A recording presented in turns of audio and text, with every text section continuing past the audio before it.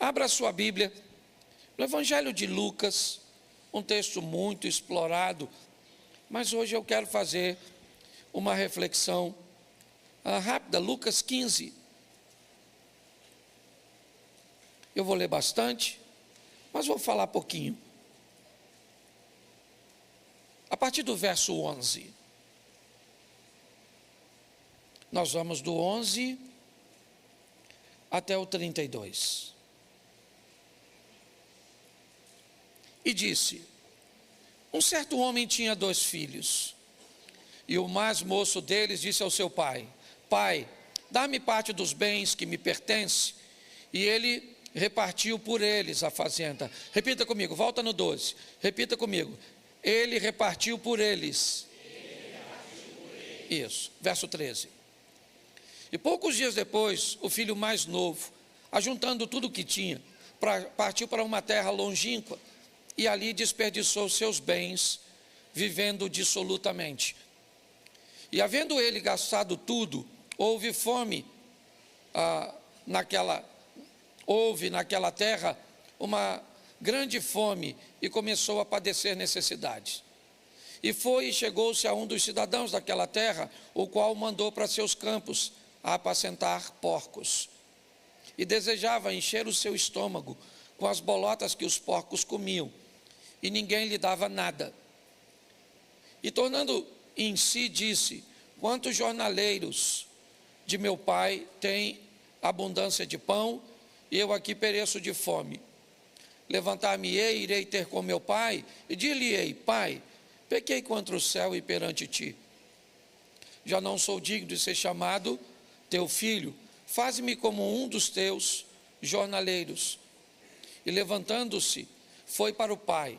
E quando ainda estava longe, viu o seu pai e moveu-se de íntima compaixão, e correndo, lançou-se-lhe ao pescoço e o beijou. E o filho disse: Pai, pequei contra o céu e perante ti, já não sou digno de ser chamado teu filho. Mas o pai disse aos seus servos: trazei depressa a melhor roupa e vesti-lhe, pôr-lhe um anel na mão e alparcas nos pés. Trazei o bezerro cevado e matai-o, e comamos e alegremo-nos, porque este meu filho estava morto e reviveu, tinha se perdido e foi achado, e começaram a alegrar-se. Seu filho mais velho estava no campo, e quando veio e chegou perto da casa, ouviu a música e as danças. E chamando um dos servos, perguntou o que era aquilo.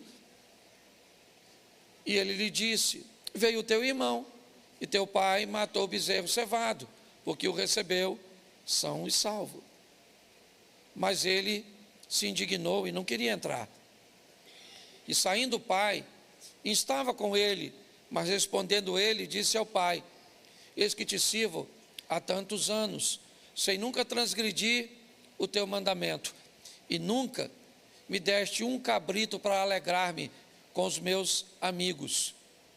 Vindo, porém, este teu filho, que desperdiçou os seus bens com as meretrizes, mataste-lhe o bezerro cevado. E ele lhe disse: filho, tu sempre estás comigo, e todas as minhas coisas são tuas. Mas era justo alegrarmos-nos e folgarmos-nos, porque este teu irmão estava morto e reviveu, tinha se perdido e achou-se. Feche os seus olhos. Senhor nosso Deus e Pai, em nome de Jesus, eis aqui a tua palavra. Continua falando conosco e usa-me como um canal de bênção nesta hora. Pelo poder do nome de Jesus, você pode dizer amém? Amém. Isso. Eu separei alguns pontos que eu quero trazer à sua mente para que você possa refletir nesta noite e lhe dar um entendimento, né, de como gerenciar com mais segurança a sua vida.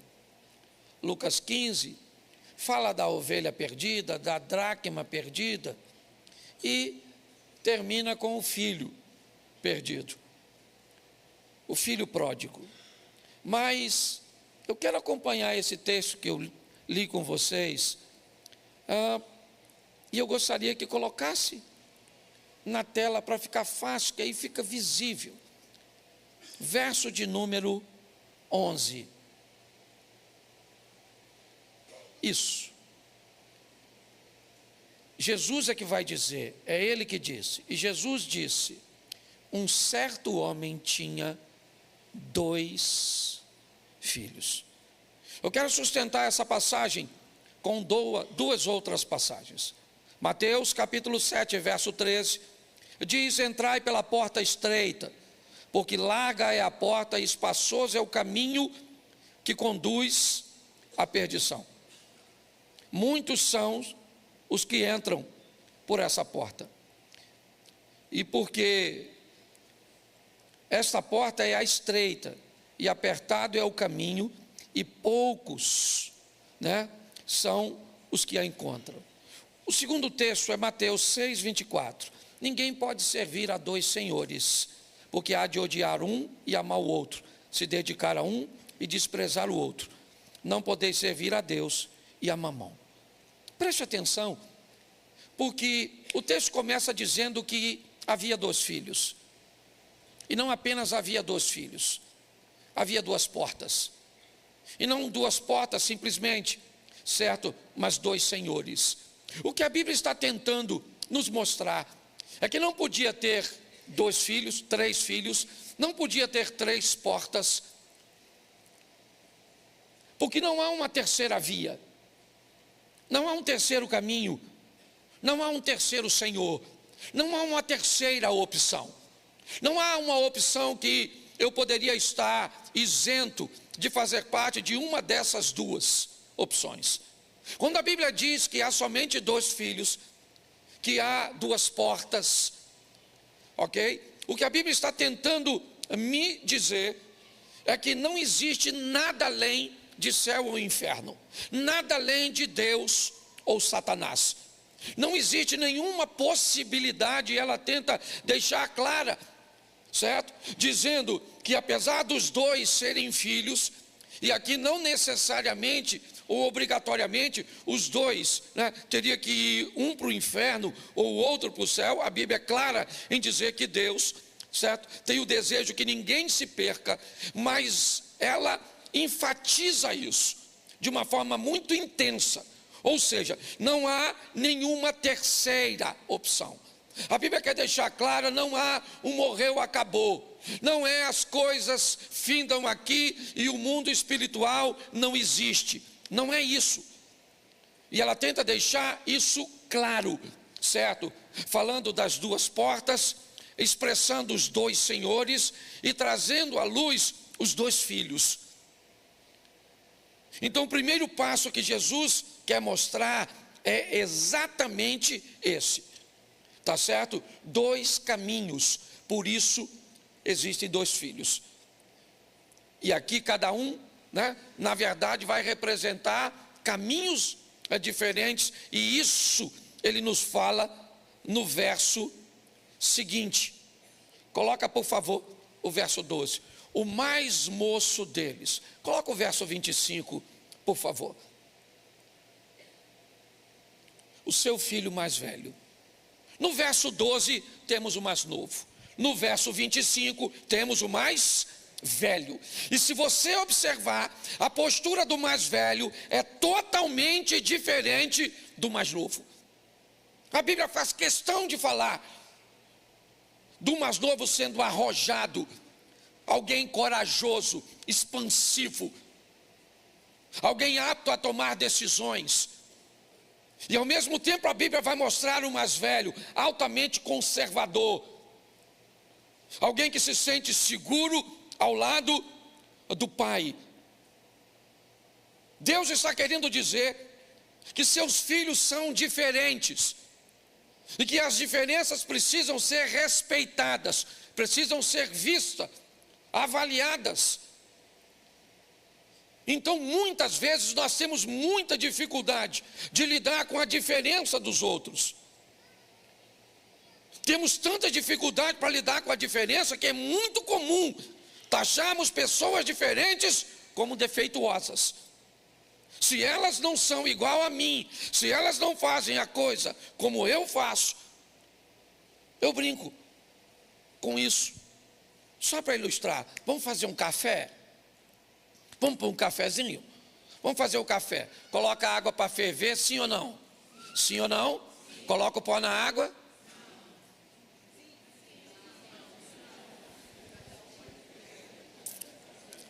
Vamos voltar para o café. Vamos lá? Coloca a água para ferver, sim ou não? Sim. Coloca o açúcar na água. Tá ruim de fazer o café. Tá ruim de tomar. Certo? Deixa eu te falar. Se coloca o açúcar na água, coloca o pó no coador e passa água doce no coador com pó, o que nós fizemos? Isso. Se joga o pó na água, mistura. Joga a água com pó no coador. Depois coloca o açúcar, o que nós fizemos? Isso. Então o que aconteceu? Nós fizemos o café de forma diferente, mas tudo é isso. Mas quando alguém faz o café diferente, se nós não tivermos maturidade, ele está fazendo o café errado. Entende? Então pessoas são diferentes. Deus está nos alertando, nós fazemos parte de um corpo, vivemos um ambiente de unidade. Então a probabilidade de um ser igual ao outro é quase zero. Então os filhos de Deus são diferentes. O mais novo tem um temperamento, um comportamento, uma maneira de ver o mundo. O outro, certo, tem outra maneira, mas os dois são filhos de... Então olha para quem está do seu lado e diz: você é filho de Deus. Esquisito, mas é. Porque nós temos por hábito, se a pessoa não é igual a nós, se ela faz de forma diferente, se ela pensa de forma diferente, você está entendendo? O modelo de oração é o meu. O lugar que eu sinto a presença de Deus, todo mundo tem que sentir. Então é só alguém não cumprir o protocolo que vai ser taxado. Então está lá o filho mais moço no verso 12 e o mais velho no verso 25. Então, filhos não são iguais. Mas olha o verso 13. Poucos dias depois, o filho mais novo, ajuntando tudo, partiu para uma terra longínqua. E aqui nós estamos entendendo o que Jesus quer dizer, por que ele foi embora. Ele foi embora porque estava a fim de administrar os seus bens. E aqui, certo, indica que ele não sabia administrar, mas queria ter a administração. Então qual era o problema desse filho? É que ele não estava concordando com a administração do pai. Os limites que o pai estabelecia, a maneira cuja qual o pai regia dentro da casa, certo? Não lhe agradava. Então ele não está querendo só seus bens, ele quer sair debaixo de uma administração que ele considera mas ele não sabia administrar. Mas eu aprendi uma coisa, que não saber administrar não é tão ruim quanto não saber que não sabe administrar. Porque quem sabe que não sabe administrar já sabe alguma coisa. E o problema é que tem gente que não sabe que não sabe. E quando você não sabe que não sabe, você pode correr o risco de pensar Dilma Rousseff. Certo? Então ele acha que sabe. A pressão na casa do pai, por quê? Porque ele é um garoto com personalidade aguerrido, porque tem filho assim, rebeldezinho, certo? Ele quer ir, e Deus está falando, é filho dele, sim ou não? Os dois aqui são filhos dele. O pai dessa história é o próprio, e Deus está falando de seus filhos. ele está dizendo: eu vou embora, vou pegar minhas coisas e vou viver a minha vida. E lá vai ele viver a vida dele. No verso 3, desperdiçando tudo, vivendo dissolutamente. Lá está ele, sexo, droga e rock and roll, Woodstock. O garoto está botando para quebrar, certo? Longe da casa está vivendo do jeito que quer. Certo ou errado? Certo ou errado? Isso aí. Eu não vou dizer que está certo nem que está errado. Eu só vou dizer que cada um aprende da forma que precisa aprender. Tem gente que aprende direitinho, se você falar. Tem gente que não aprende. Tem gente que não aprende. Tem gente que não aprende. Tem gente que não adianta, você pode falar, ele tem que ir, ele tem que apanhar, ele tem que sofrer, porque se tem uma coisa que ensina a pessoa e faz as pessoas mudar, chama-se sofrimento. Te falaram, para de comer gordura, para de comer açúcar, diminui o sal, dorme mais, se estressa menos. Você nunca aceitou. Mas um dia você estava andando assim e alguém pagou o interruptor. E você, puf! Acordou lá no hospital, se deu tempo, com aqueles troços tudo coladinho assim, com aquela geleiazinha. Onde eu estou? É na porta da morte. Quase morreu. Aí descobriu que tinha uma veia entupida, enfiou uns estentes, se atirou daqui, mandou para cá. Menino, não toma mais Coca-Cola. Se vê você comendo sal, briga. Entendeu? Corre de dia, de noite, de madrugada, corre até dormindo, faz exercício. Por que mudou? Porque sofreu, é verdade. É verdade. Sua mulher reclamava contigo: meu amor, você está sem tempo, meu amor, cadê você, meu amor, fica aqui perto de mim. Você não tinha tempo. Quem apareceu? Ricardo. Ricardo apareceu. Ricardo tem dinheiro? Não tem. Ricardo é bonito? Não tem. O que Ricardo tem? Tempo.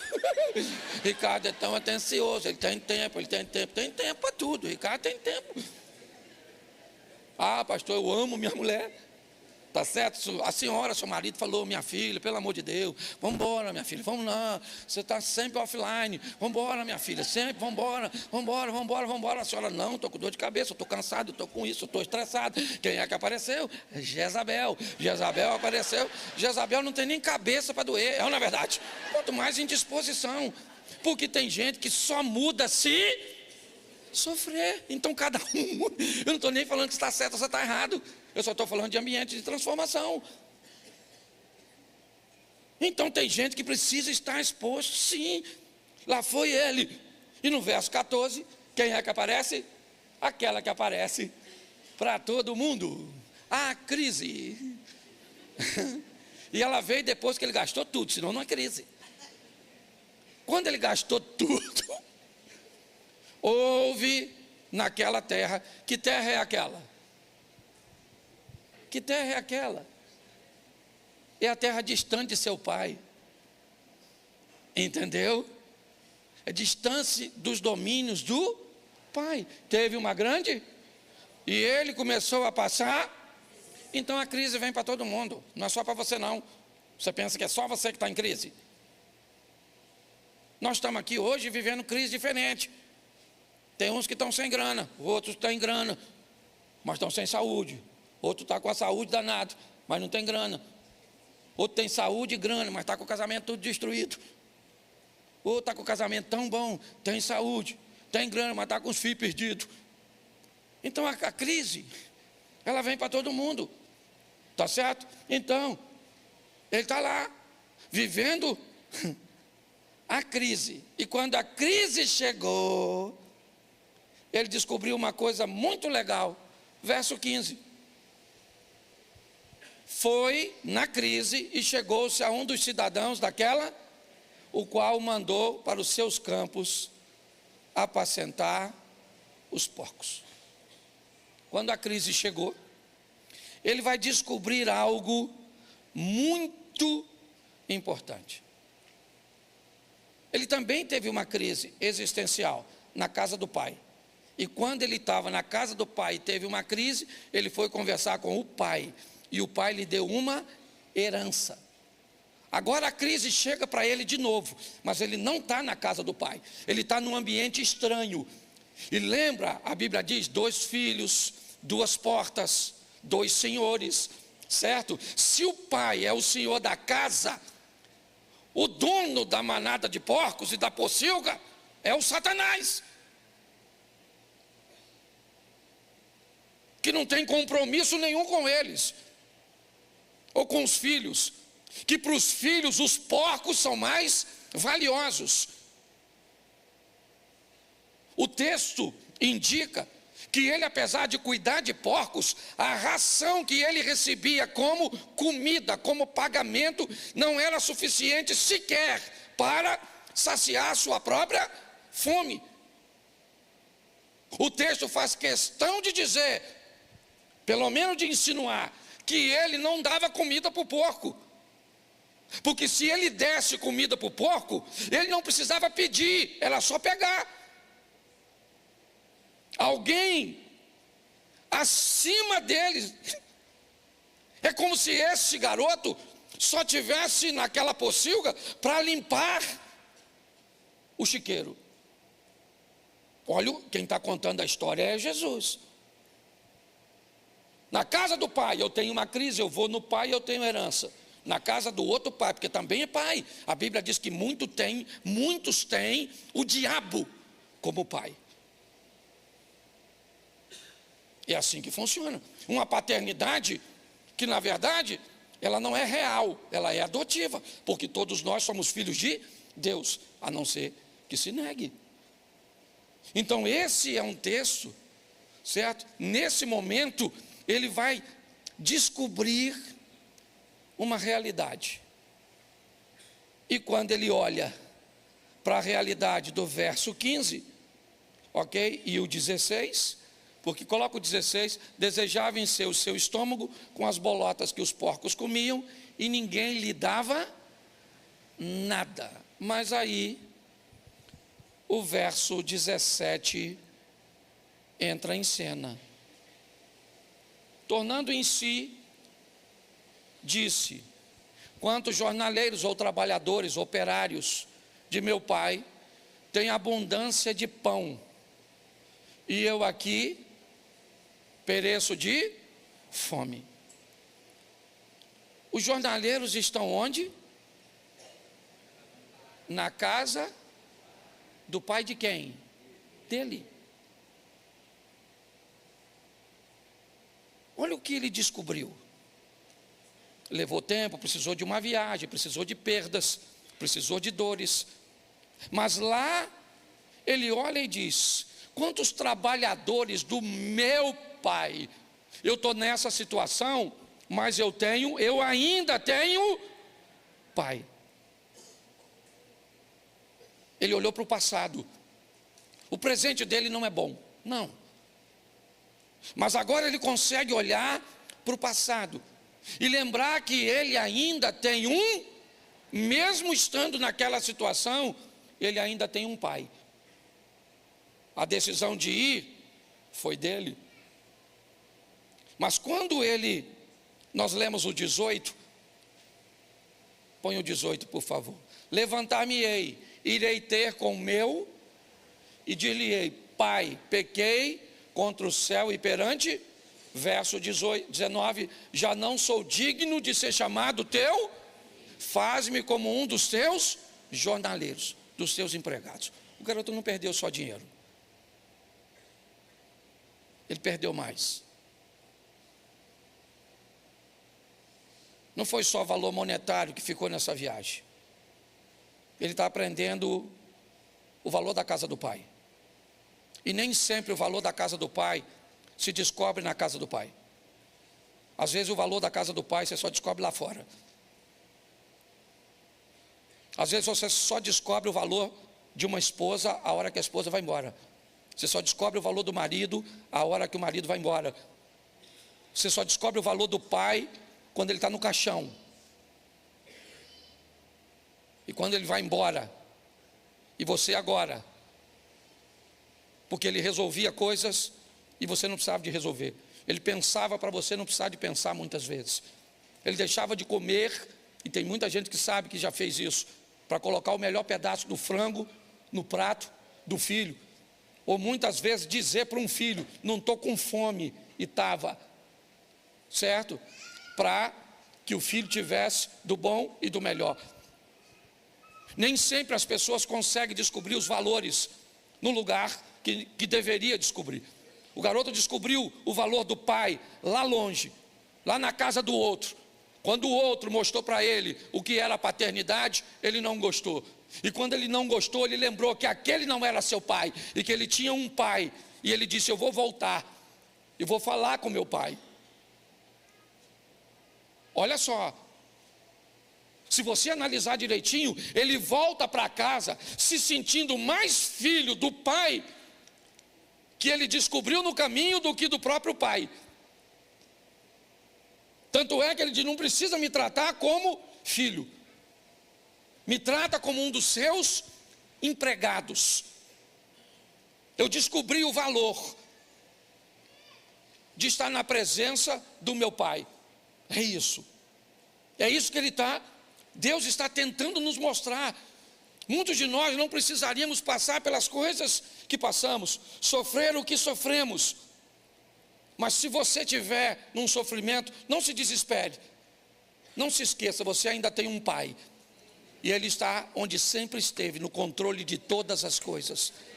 Pare de olhar seus erros como uma fatalidade. Seja honesto e corajoso o suficiente para colher. Eu sempre digo, essa semana Mary falou comigo, falou, Cláudio, eu gosto daquele texto seu que diz o seguinte, se você plantou um limão, vai ter que colher isso. Então conte com a misericórdia de Deus para te dar um pouquinho de açúcar nessa limonada. Mas o limão você vai ter que colher. E a misericórdia do Senhor, Ele está. E o texto agora diz assim, verso 20. Levantando-se, foi para o seu pai, e quando ainda estava longe, viu seu pai e se moveu de íntima compaixão, e correndo-lhe, lançou-lhe ao pescoço e preste atenção, o pai estava esperando ele. É isso que Jesus está dizendo, certo? O filho então diz no verso 21, e o filho lhe disse, pai, pequei contra o céu e perante, já não sou digno de ser chamado teu, isso. Eu precisei ir lá fora para saber o valor aqui de dentro.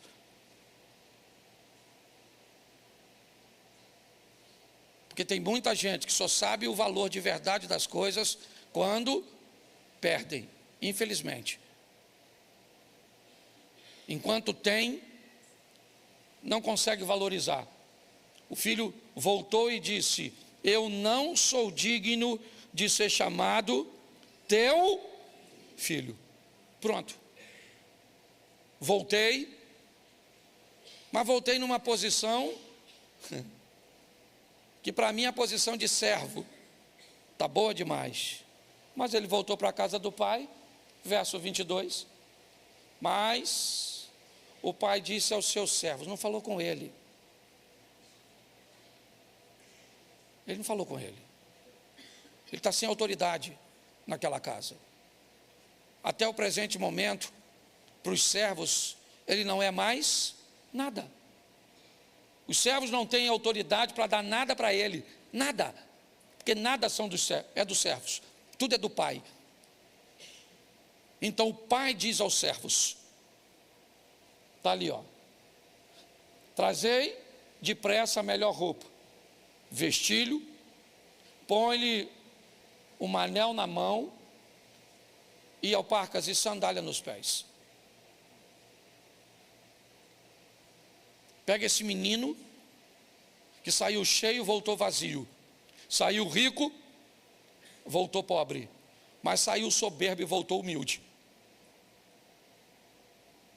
Saiu pecador, mas voltou consciente. Então faz o seguinte: pega uma roupa nova agora e coloca nele. Pega um anel nosso, um sinete, um símbolo da nossa família, e enfia no dedo dele. Porque nem um anel que ele saiu, que dizia que era da família, ele conseguiu conservar no dedo. Ele quebrou todas as alianças e bota uma sandália no pé dele.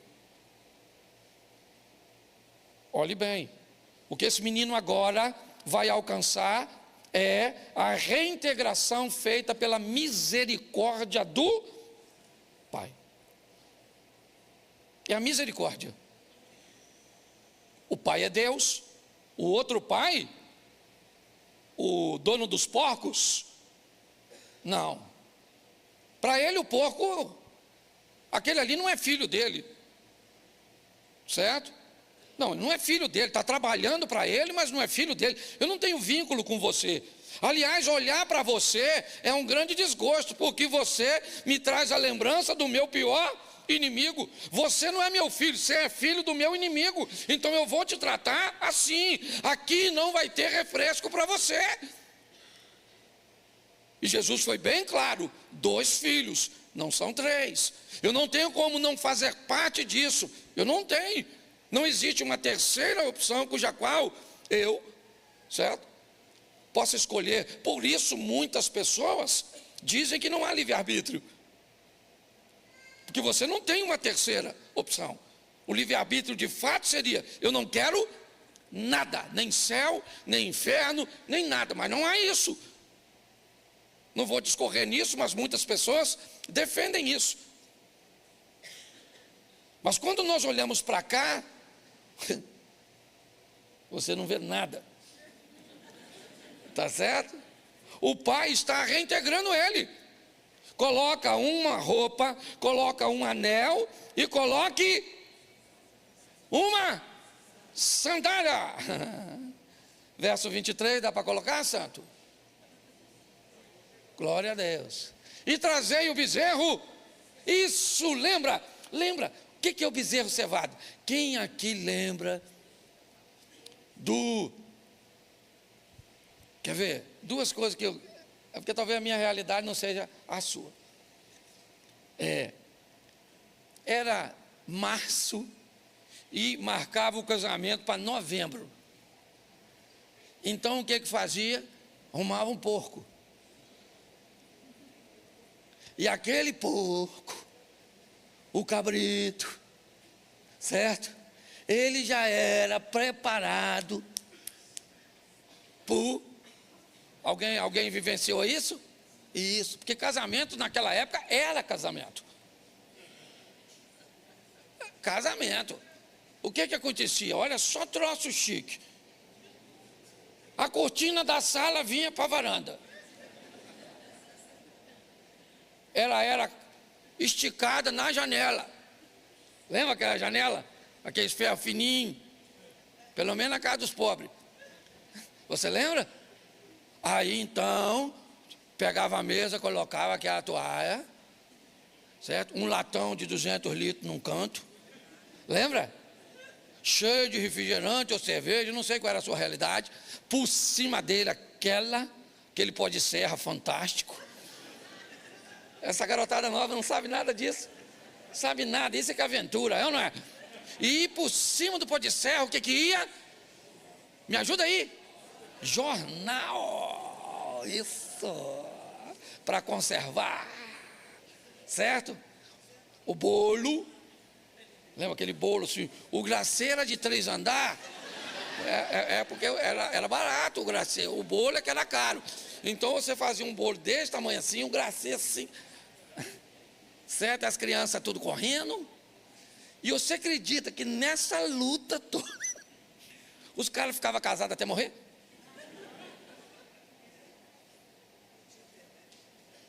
Lembra disso? Aquele docinho. Lembra? Tinha uns que eles ainda passavam ele numas bolinhas redondas, dura que só o cão, lembra?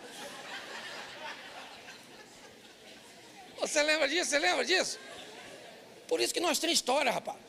Essa turma mais antiga, isso é igual Highlander, só morre se cortar a cabeça, é ou não é verdade? Não é? E a turma hoje, não, hoje, menino, casa em castelo. Castelo! É, você entra, aquelas taças, tudo de cristal. Isso, dura uns 6 meses o casamento, sim. Uns 6 meses, depois acaba.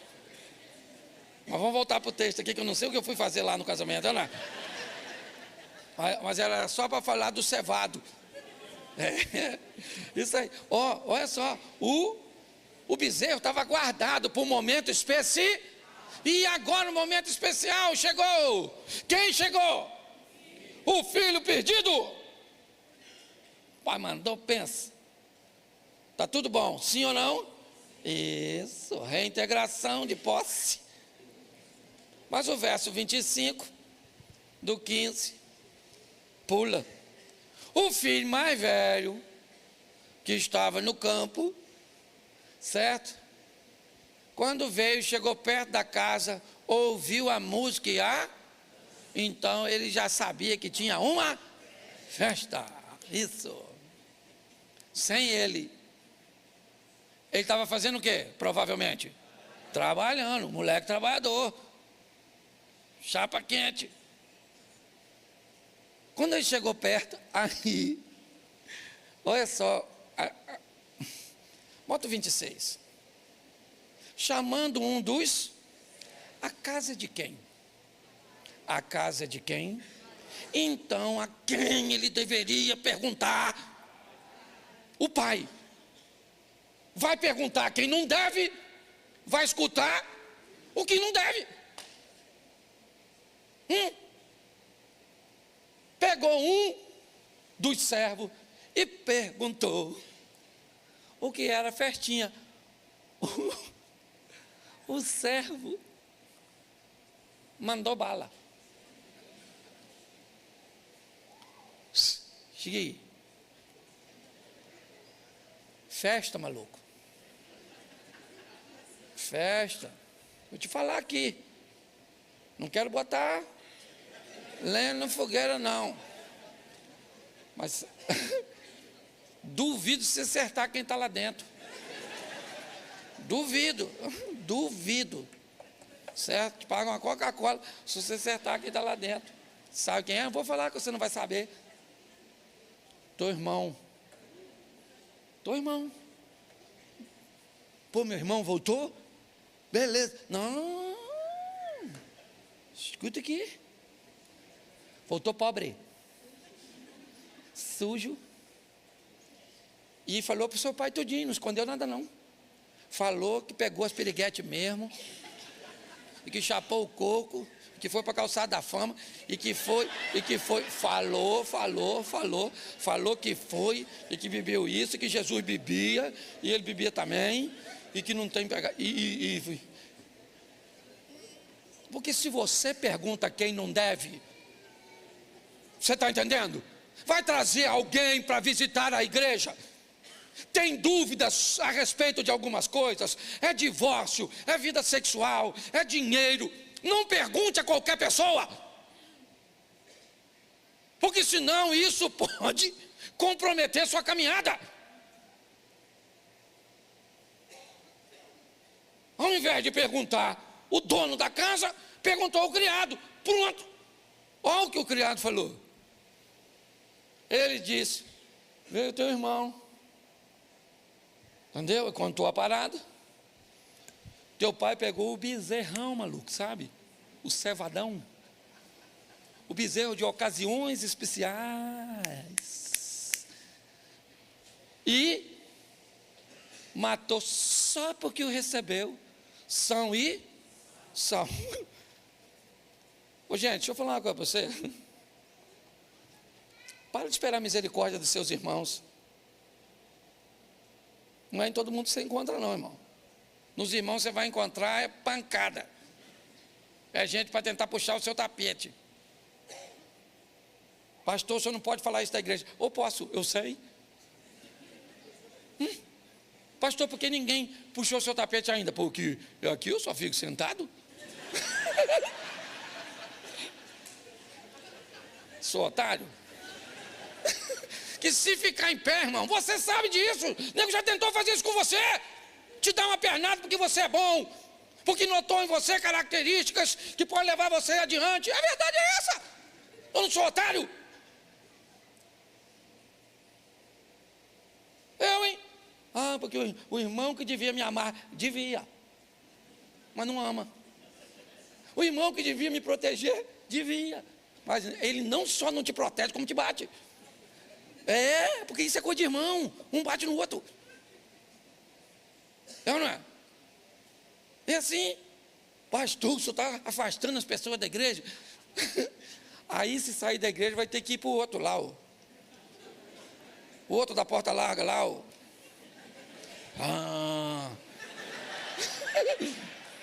Quer ir, maluco? Quer ir? Não, né? Eu falo mesmo, dane-se, dane-se, dane-se.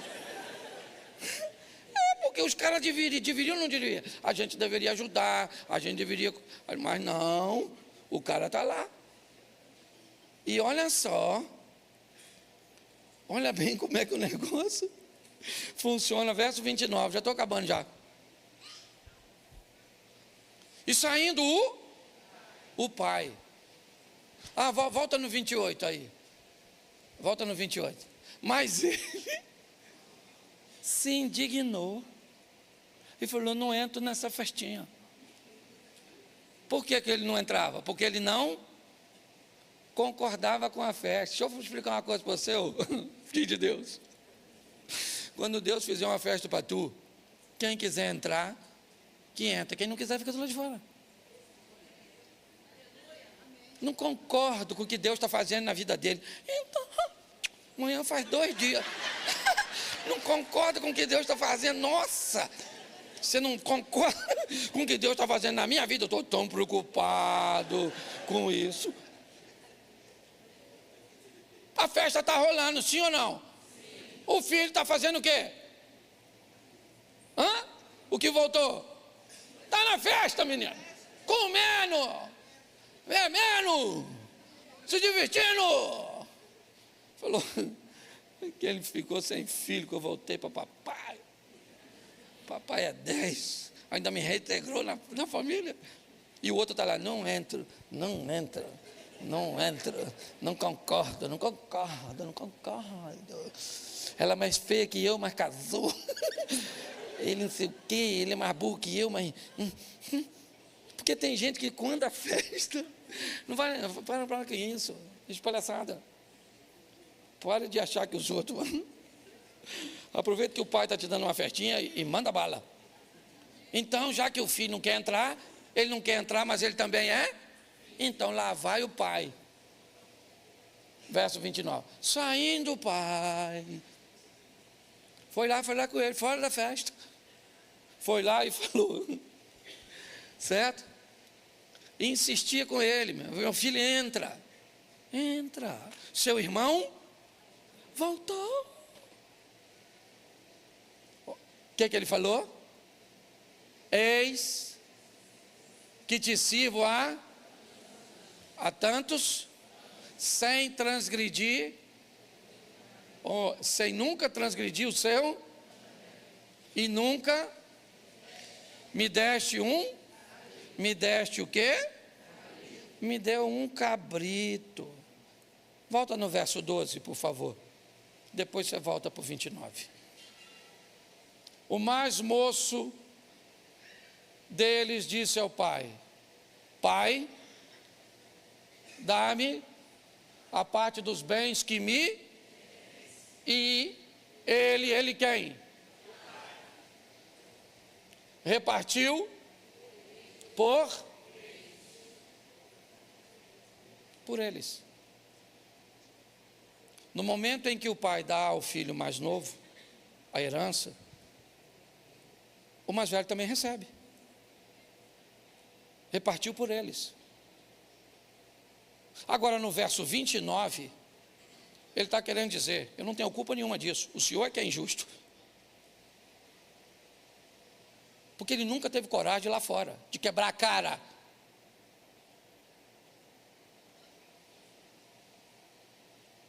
Porque se ele fosse lá fora e quebrasse a cara, ele ia saber o quão lá fora é perigoso. Mas sabe o que é mais interessante? O filho mais novo que voltou, se ele pudesse, nunca tinha ido lá fora. E o mais velho nunca teve coragem de ir. A vida é assim. Lia pode ter filho, Raquel é amada. Raquel quer ter filhos e Lia quer ser, porque a gente sempre está atrás daquilo que não valoriza o que tem. Ele está dizendo para o pai: eu sempre estive aqui, o Senhor nunca me deu um cabrito para alegrar-me com os meus. Eu não sei nem se ele tem amigos. Provavelmente ele não tem nem amigos. Ninguém nunca pediu a ele: pô, pega aí um cabritinho, vamos fazer um churrasquinho aí para nós. Ele está indignado, mas também é filho, trabalhador, sempre se manteve por ali, mas nunca conseguiu ser um aventureiro. Provavelmente o filho mais novo queria ter a postura do mais velho e nunca ter ido embora e ter feito aquela dor no coração do pai. O filho mais velho sempre quis ir, mas nunca teve coragem. Porque filhos são diferentes, pessoas são diferentes. O pai vai explicar no verso 30. Ou melhor, ele ainda diz assim, ó: vindo porém este teu filho. Ele nem chama o cara de irmão. Vindo porém este teu filho, que desperdiçou seus bens com as meretrizes. Por isso que eu digo que o cara que deu a informação a ele contou a história. Porque o filho que volta para a casa do pai, volta para confessar, porque a Bíblia diz: aquele que confessa e deixa, alcança misericórdia. Então ele sabia. E deixa eu te dizer uma coisa: o que esse cara está falando aqui, ó, não é mentira não, é verdade. O irmão dele pegou tudo que tinha, foi lá fora e jogou tudo fora, perdeu tudo.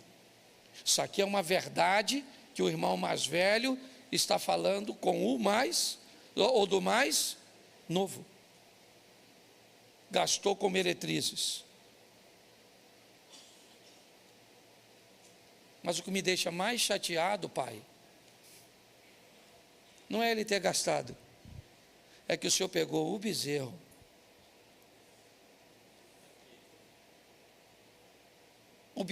que se alguém merecesse a morte desse bezerro, deveria ter sido eu.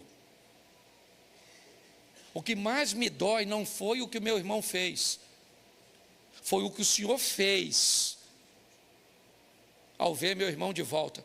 É isso que eu não concordo. Eu não concordo dessa pessoa ter um passado tão ruim, de ter matado, de ter feito isso, de ter vivido uma vida desse jeito. Eu não concordo. É isso que ele está dizendo. O irmão voltar, até está legal, mas o irmão voltar com tanta honra, é que não está bom. É disso que ele não gosta. Não há nenhum amor nesse garoto pelo seu irmão. Ele é um egoísta que nunca saiu da casa do pai. É verdade. Ele nunca desviou. Nunca. Ele sempre estava na casa do pai. Nunca teve coragem de beber alguma coisa. Nunca teve coragem de usar uma roupa diferente. Nunca teve coragem de ir numa balada. Ele nunca fez nada de errado. Nunca. Mas nunca foi crente de verdade. Nunca foi um servo de Deus de verdade. Ele foi um amedrontado, pressionado pela religiosidade.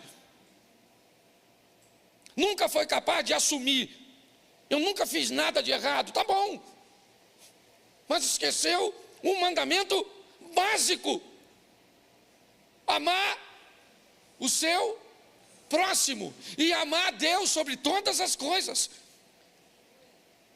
Por quê? Porque Deus sabe o que está fazendo. Esse pai é Deus. E sabe qual é o grande desafio, irmãos? É que hoje é muito mais fácil quando você confronta alguém, ao invés da pessoa mudar de postura, ela muda de igreja, porque foi confrontada.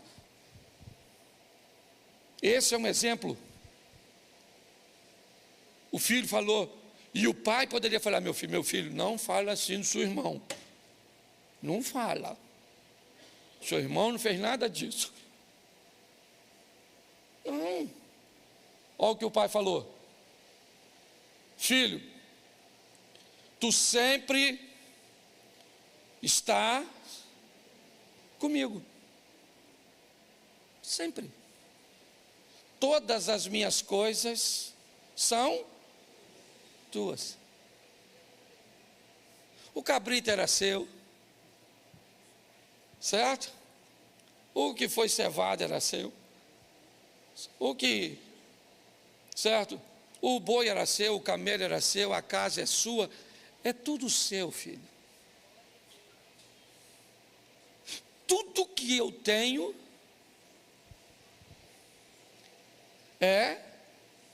todas as minhas coisas são menos uma. Mas era justo alegrarmos e folgarmos, porque este teu irmão estava morto e reviveu, tinha se perdido e achou-se. A única coisa, meu filho, que você nunca conseguiu ter é um coração igual ao meu.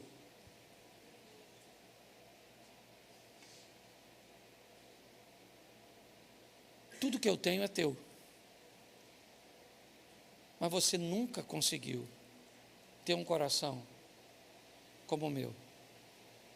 Olhar para as pessoas com um olhar de misericórdia, entender que elas são diferentes e que podem sofrer dificuldades no percurso, elas podem deslizar no caminho. É isso que Deus está explicando a respeito de seus filhos.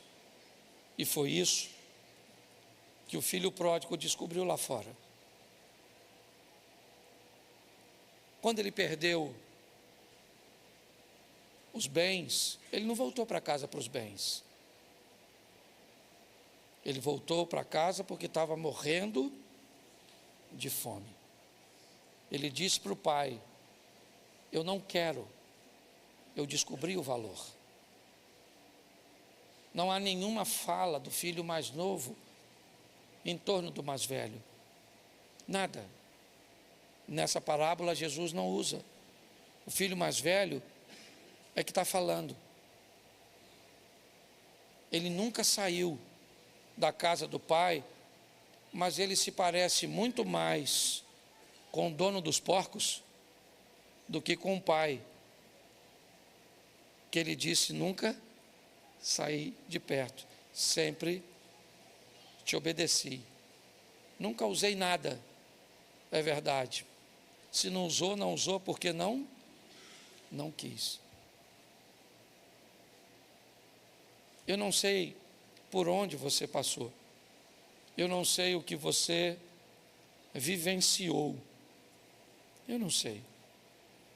Eu sei que esse pai da história do filho pródigo, no último versículo, ele revela seu coração. E eu queria que você ficasse de pé neste momento.